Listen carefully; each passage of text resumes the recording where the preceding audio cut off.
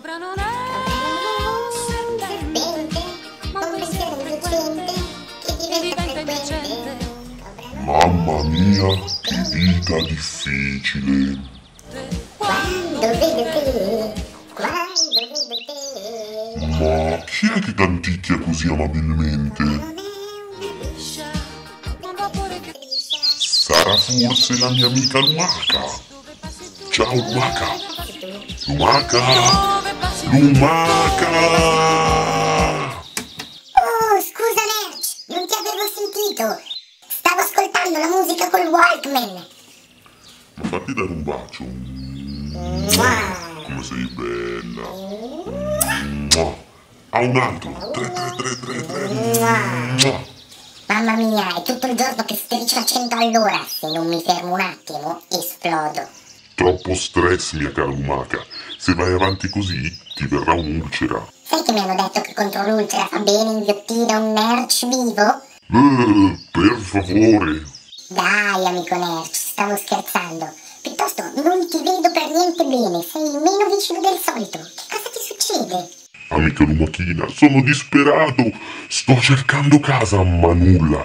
Sono andato a vedere un sacco di appartamenti, ma per quello che mi posso permettere, solo delle catapecchie. Dai, vedrai che tutto si risolverà. Poi, sai, non riesco neppure a dormire, faccio degli incubi terribili.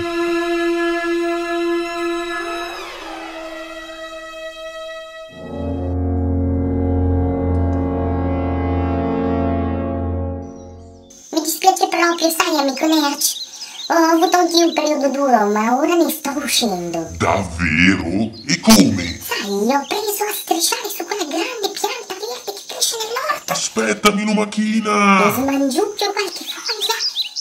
E poi si vola.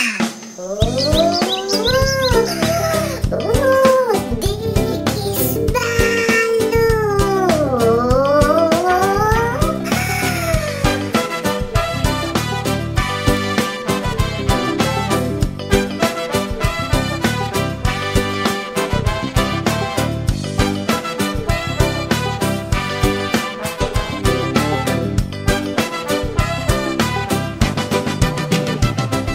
Che storia che a mattina rifacendo in cucina.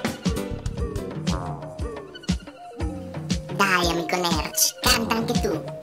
Cobra non è un serpente, ma un pensiero frequente che diventa indecente. Quando vedo te, quando vedo te, quando vedo te, quando vedo te. Nerch, facciamo anche la seconda strofa? Va bene, amica Lumaca, ma poi basta.